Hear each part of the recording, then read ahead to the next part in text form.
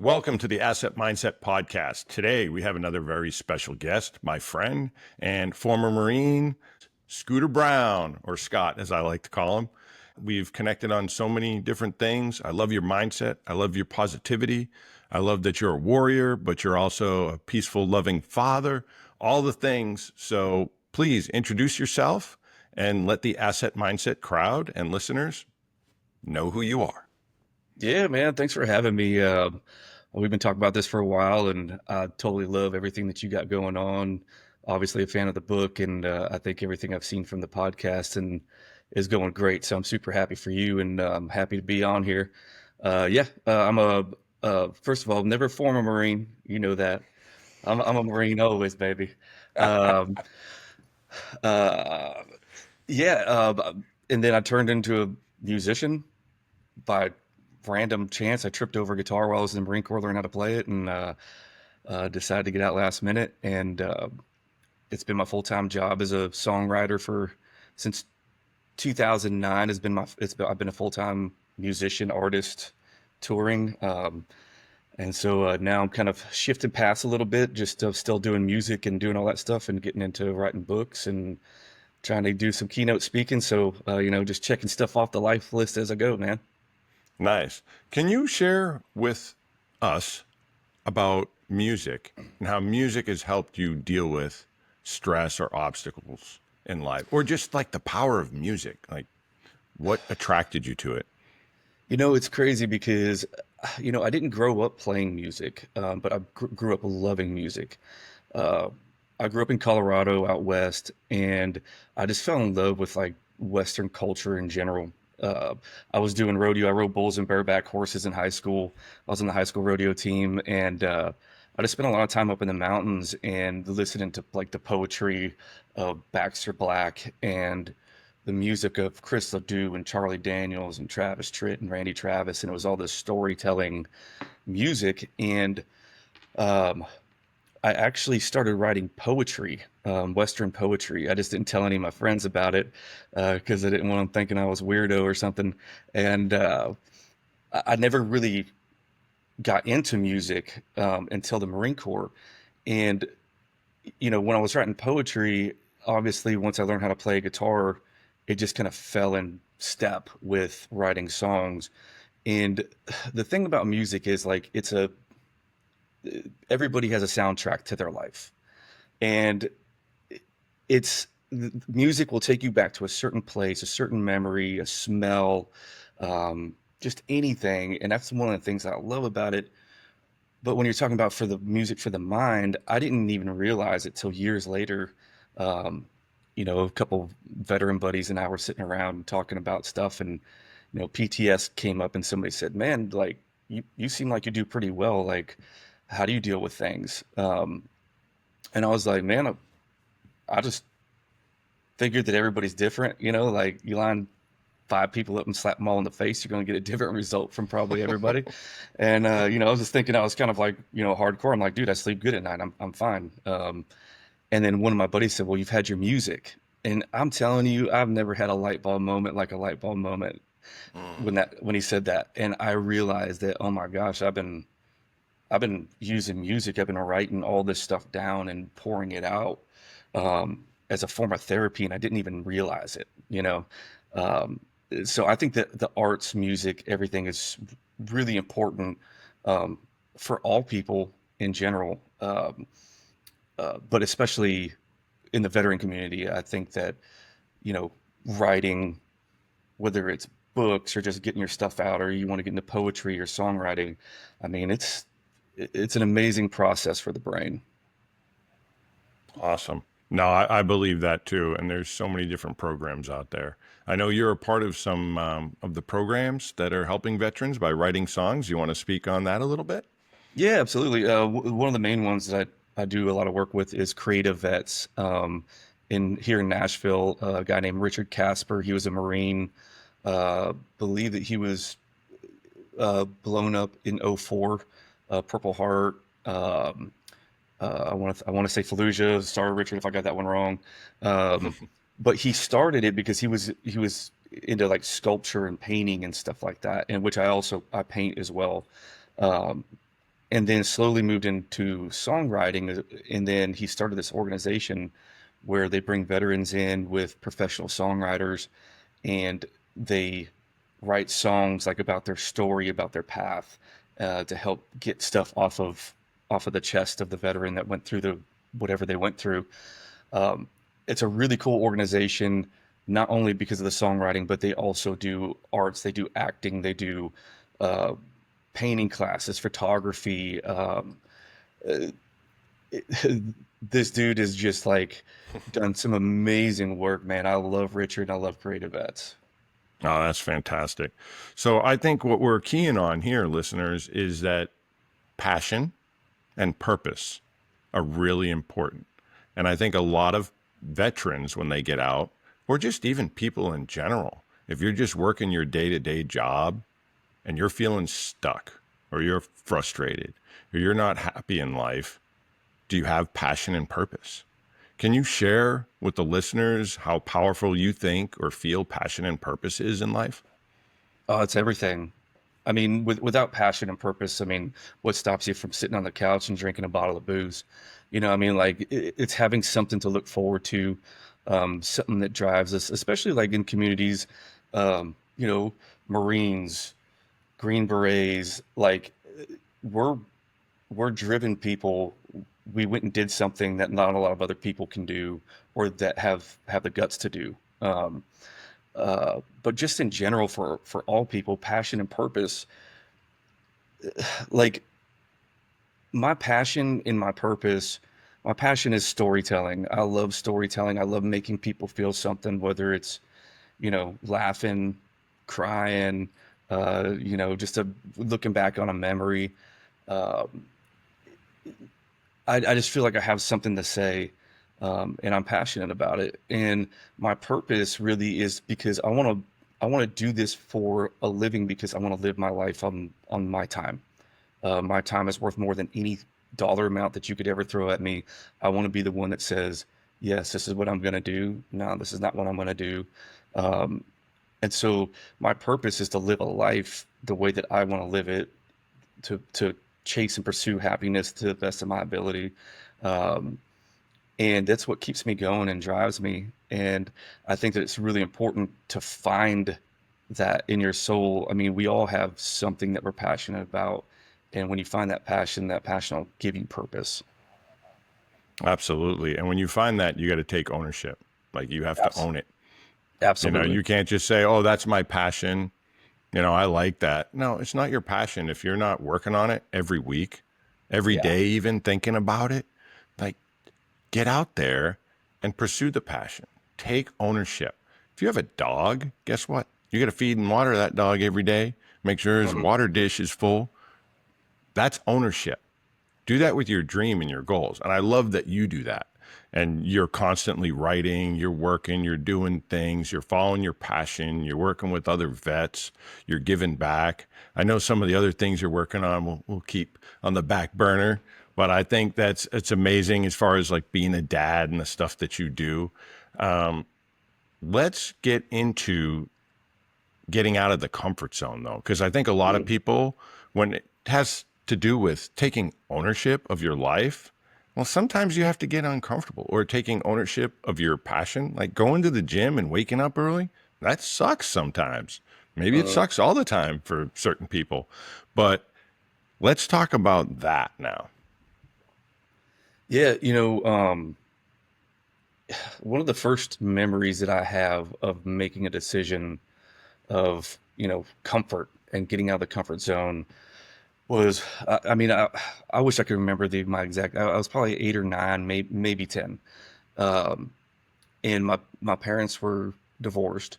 And so my dad had custody of us, and we'd go to my mom's on the weekends. And, we weren't super wealthy, people growing up, and, in and out of trailer parks and that kind of stuff. And, uh, I was visiting my mom, and she was living in a trailer park at the time, and we didn't have any food in the trailer. And I was asking her for some food, and she said she handed me some food stamps, and she said, "Walk down to the gas station and get you some food." And I really reluctantly took the food stamps, and I walked. it was probably about three-quarters of a mile down to the gas station, and there was this bridge that you we had to go up underneath, where one of the overpasses was. And I sat up underneath the bridge with the food stamps, and I just looked at them and I was like, man, like it wasn't anything against people having to use food stamps, because I understand that people need, you know, a hand up every once in a while. Like that's why that thing exists, and people need it, and they should use it when they need it. Um, but for me, I just kind of looked around me and I was like, I don't want to use these. And I don't ever want to use these, because this isn't the life that I want to fall into. Like I felt like if I did it this one time, then the second time becomes more normal and the third time becomes more normal. And so I literally left the food stamps under the bridge in case somebody else needed to find them. And I walked back to my house and I completely lied to my mom and said that I got food, and I didn't. And because I felt bad, I didn't want to make her feel bad either, you know. But it was just something that I had inside me. There wasn't anybody that ever told me that that was wrong. There wasn't anybody who told me that that was right. Like it was just something in me that says this isn't the life that I want to lead moving forward. Um, you know, and so I went hungry that night, and that led to different decisions and different things, and where like the path that I started walking throughout life. Um, and really, the Marine Corps taught me the most, being uncomfortable, you know, like just in general. And so that I look back on those days and say like I still have to get out of my comfort zone, but I'm like, dude, everything's easy after that. Like everything's easy after, um, you know, people are always like, oh, the music business is, it's got to be tough. Like it's cutthroat. And I'm like, brother, I ain't getting shot at today.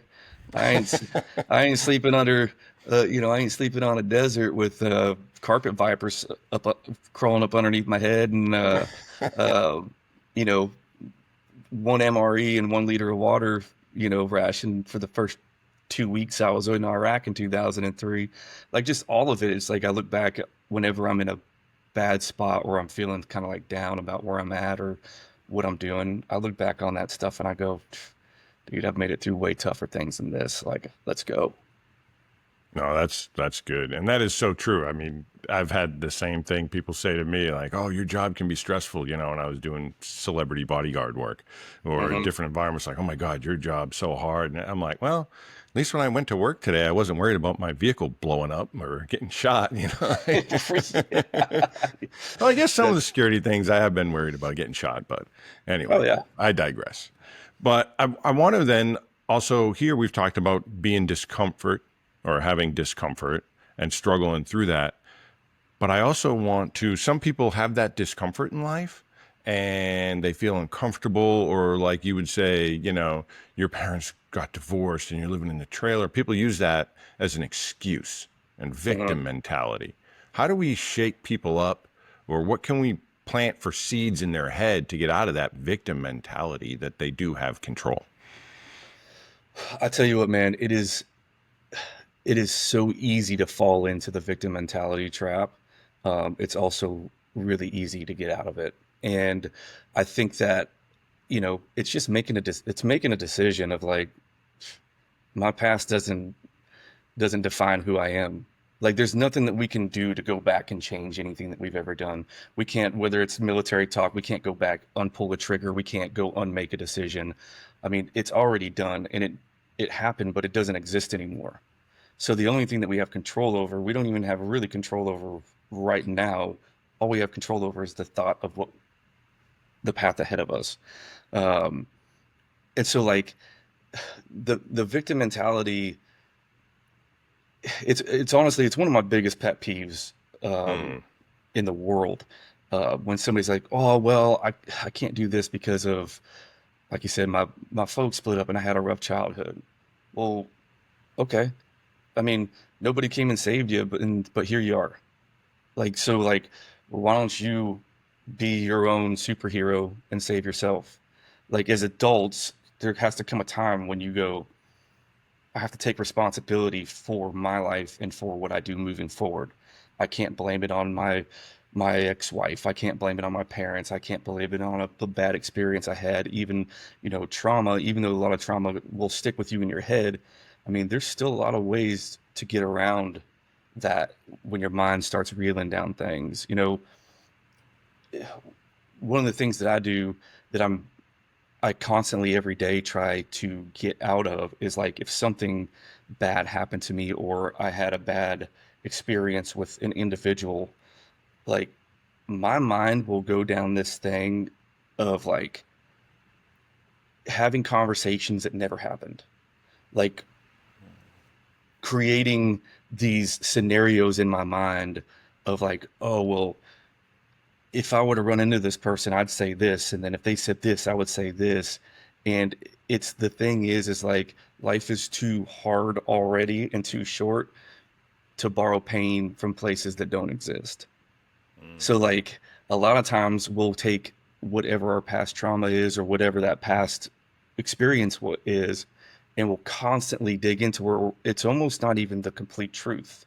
It's almost like we add on to that trauma, we add on to that experience.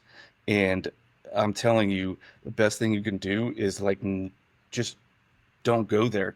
Don't borrow pain from places that don't exist. How much time are you wasting thinking about what could have happened or what you should have done or what you could have done differently when you can just focus on moving forward, uh, and be the person and the individual that you want to be, that you say that you want to be, and just be it. Like it's that simple. Like you say it in your head, this is what I'm gonna do, and then I go do it. No, you're absolutely right. The old saying, water under the bridge.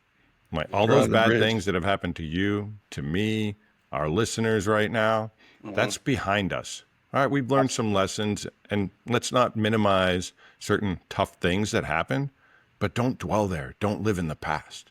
There's the great saying of you're driving your life, you're in your car of life. Are you going to keep looking in the rearview mirror? Or are you going to look out the windshield? Because if you're stuck looking in the rearview mirror, you're going to go off the road. You're going to Mhm. crash. You're going to get stuck in a ditch. You need to be looking forward. And I think that's very powerful. What you're trying to share with people right now is you need to look forward. And when you're looking forward, you need a destination. So, how would you suggest people find a destination? Like someone realized, whoa, I'm living in the past. Now, how do I move forward? Like, where do I go? How do I figure out my passion? I think that small steps, starting with small steps, daily steps, um, because all we have is the future. You know what I mean? Like even this moment right now, what just passed us, like all I can think about is what's coming next. And so, like, if we start thinking about, something that we're looking forward to or wanting to accomplish at the end of the day, and then doing it at the end of the week and at the end of the month, hey, by this time next year, I want to be doing XYZ.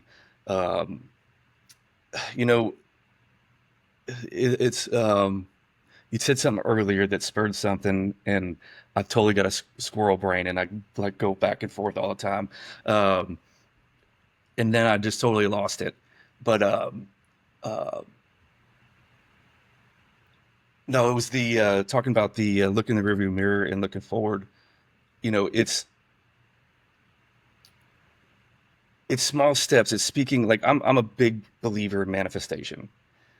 It's like if you um, I used to say all the time, like, I'm really bad at remembering people's names. And somebody told me one time, instead of saying that you're really bad at remembering people's names, even though you may not be remembering them, just say, I'm really good at remembering people's names. And I'm telling you, I started saying that like out loud in my head, I'm good at remembering people's names. And then I started remembering more people's names. And so like if if you believe in it and you can and I'm gonna get off track for a second. Do it, man. Do it. When I got into music, dude, I had no idea what the hell I was doing. I didn't know anybody that was in music. I didn't know people that wrote songs. I didn't know people that did it for a living. And I started off of saying like one day I just want to play on a stage where my guitar is plugged in and with a microphone. And then I did it. And then the next thing was like, I want to start a band. Like, I want to get more people around me and play music live on a stage. And then I did it. And then I was like, well, I want to record songs. I want to put music out. I want to make a record. And then I did it. And then it was like, I want to put these songs on the radio. And then I did it. And then it was just like, I want to open for these people. And then I did it. And it was just like, there's always going to be small doubts, but I never believed that I couldn't do it. I knew it was going to be hard, but I knew that anything was possible if I just put effort into it and surrounded myself with people that believed in what I was doing. And, I think that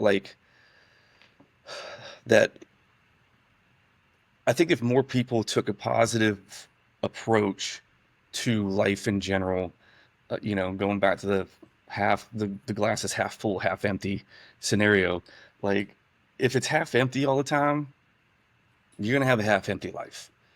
If it's half full, you're at least going to have a half full life. You know what I mean? Like, and if you think that there's room in that glass to put some more water in it, there's going to be more water that comes in that glass for you at some point. Um, Mindset is it's a tricky it's a tricky thing because you can you can send yourself spiraling in a negative mindset, and you can send yourself spiraling in a positive mindset. And I'm totally know that I got off track there, but that's where that led me. No, it's good, man. And it's choice. And that's what this is, man. This is the asset mindset sharing. And speaking of that, please like, follow, subscribe, and share. And if you want to know more about what Scott's doing and see where he's playing or what's going on, go look in the bio, and there'll be all kinds of links in the description for you to check out Scott's work and his songs and his music. So, speaking about songs and music, you obviously have a passion for it.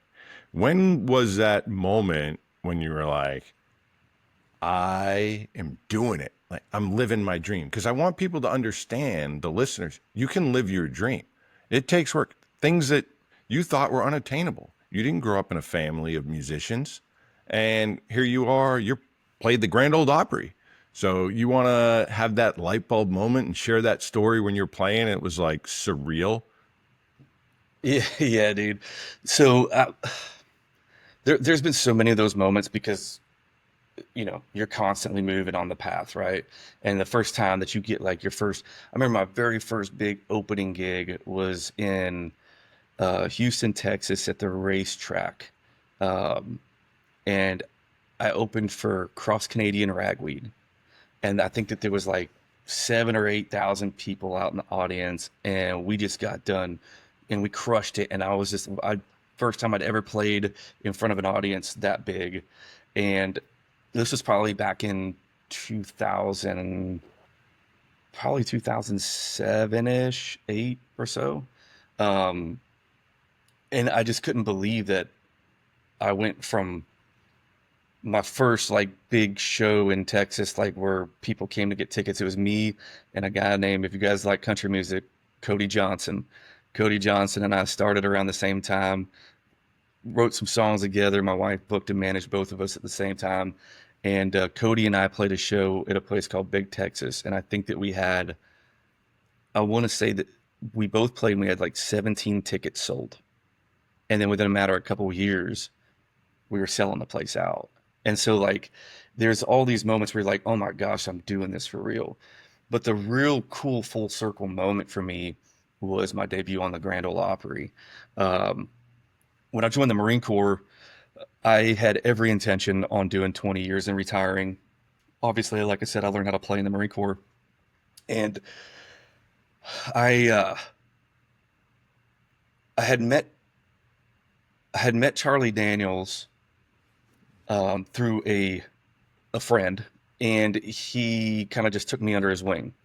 And so Charlie, I was actually playing in Japan at the Iwakuni Air Station, the Marine Corps Air Station in Japan for their Fourth of July festival.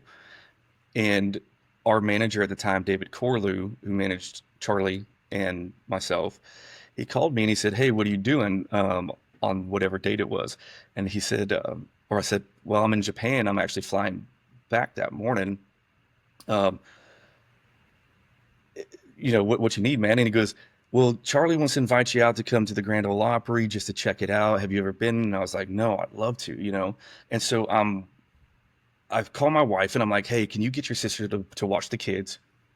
I'm flying in from Japan. Pick me up. We're going to drive from Dallas to Nashville and try to make the Opry that night. Um, like I couldn't afford to buy plane tickets on the fly back then. And, like I was just like, dude, but I have to do this. And so she was like, absolutely. Picks me up. We get out there like within probably an hour before the show starts. So I'm backstage at the Opry and Charlie is showing me around the Opry and giving me a tour. And I'm just like, oh my gosh, Charlie Daniels is giving me a tour of the Grand Ole Opry.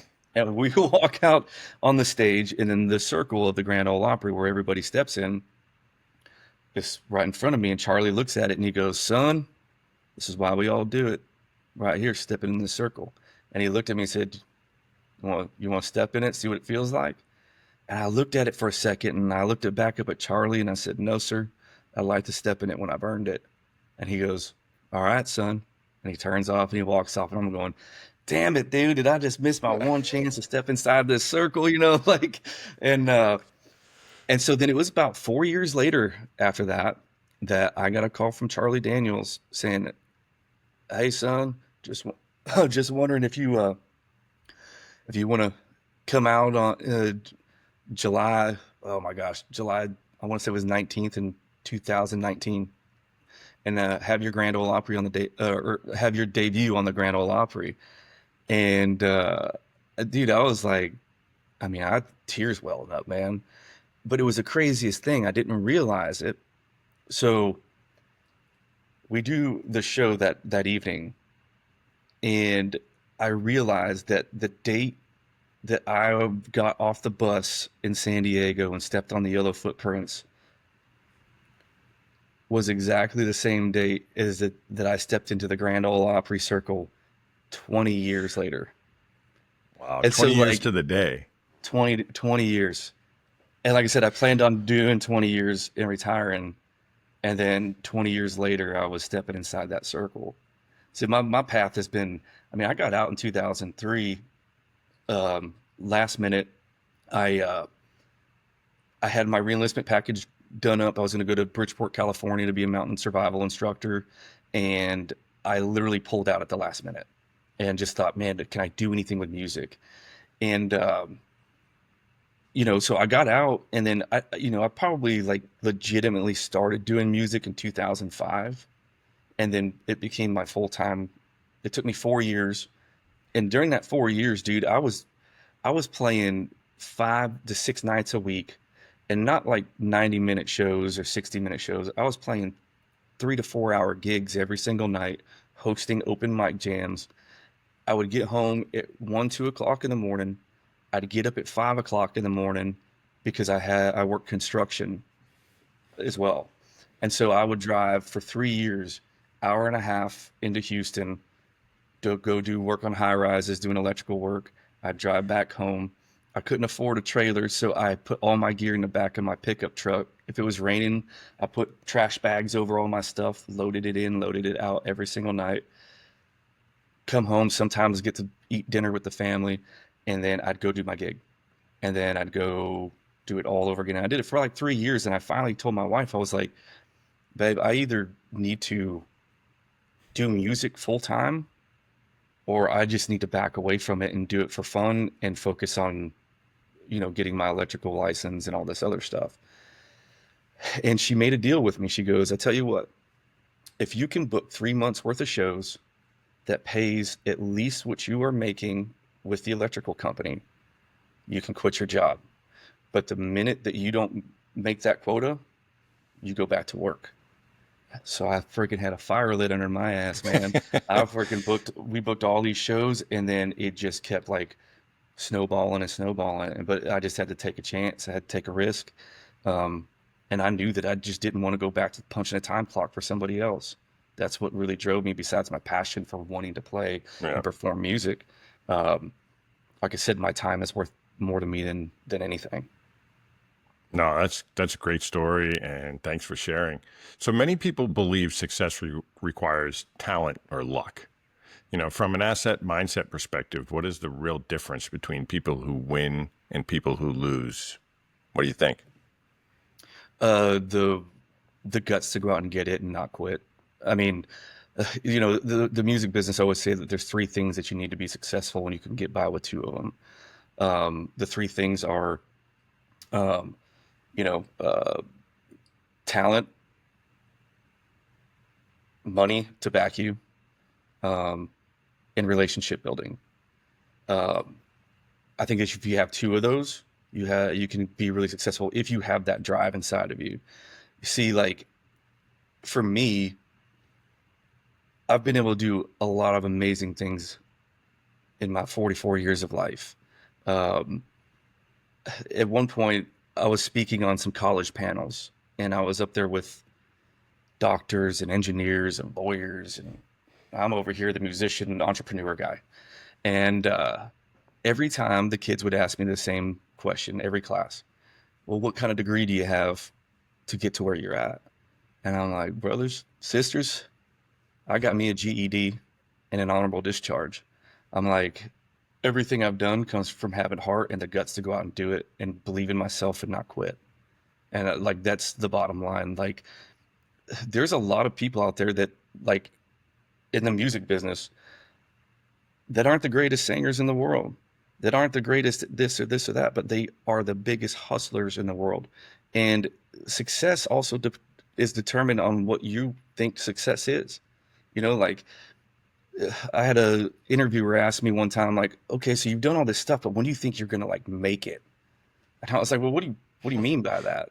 I'm like, I get what you're saying. Like, when am I going to be selling out stadiums and have all these Billboard number ones?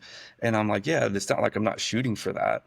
But like, this has been my full time job since 2009. I've got a wife and four kids, and I've been able to provide for them doing something that I love on my time. Like, if I'm out touring, I'm out touring. If I want to stay home and hang out with my kids and my family by the pool, that's what I do.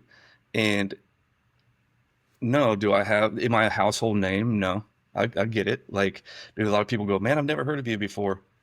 That's fine. It's cool. Like, but I've been able to make a living doing something that I love because I made a choice and I didn't give up on it. No, that's so good. So, what would you give for advice to someone, whether it's music business, a dream, or a passion that they have, where they're trying to go somewhere, or a goal in life?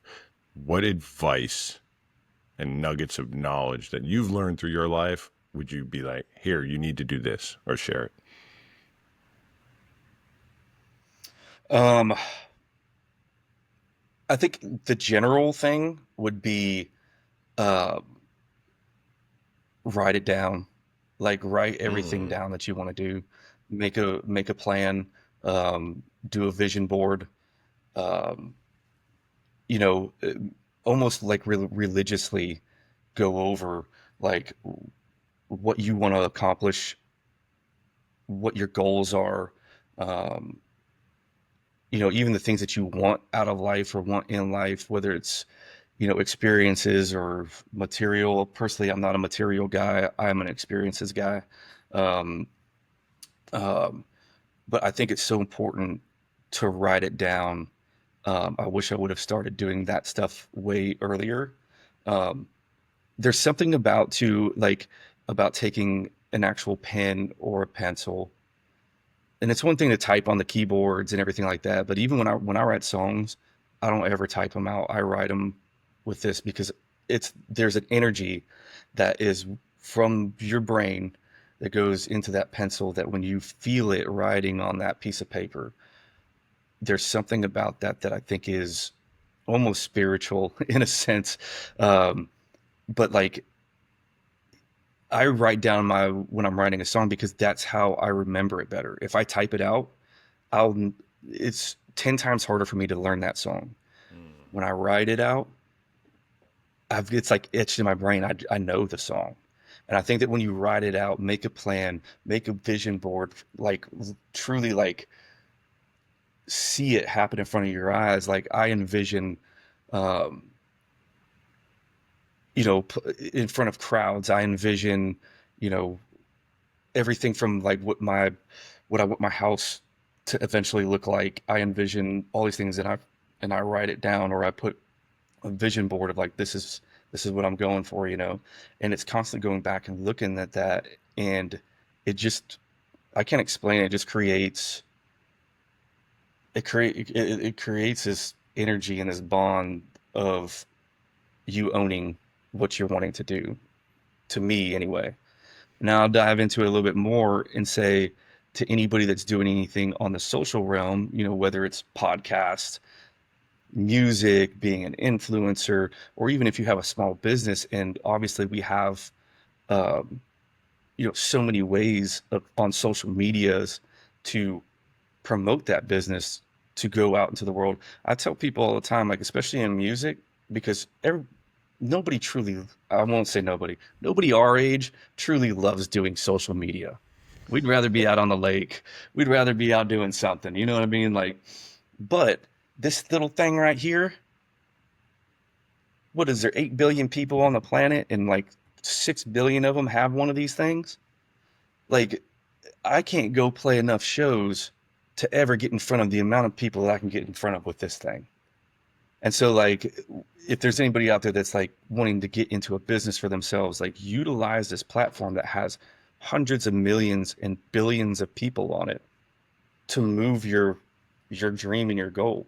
It could take one post, one video. Next thing you know, you're quitting your full-time job and off running. But if you don't do it, you'll never know. Just put it out there. You know what I mean? Like, just go for it. I love it. Yeah, jump into the fire, listeners. You got to do it. And definitely, I think it's fantastic advice to write things down. It is so powerful to write it down. You get it wired in your brain more because you're not just thinking it, you're thinking it, you're sending it, then you're composing it, and you're putting it out there, and then you can reread it again and again. So I'm a big fan of sticky notes, lists. Vision boards great. I've made a few vision boards in the past. Maybe I need to make another one. But Heck yeah, man. I got to say, thank you, Scott, for coming on the show. I appreciate having you here. You're amazing. Again, listeners, give a quick pause, go in the description, find the links to Scott and Scooter Brown Band and everything he's doing. He puts on a fantastic show, and you're going to feel his music, not just hear his music. And of course, follow, like, subscribe, and own your power with the asset mindset.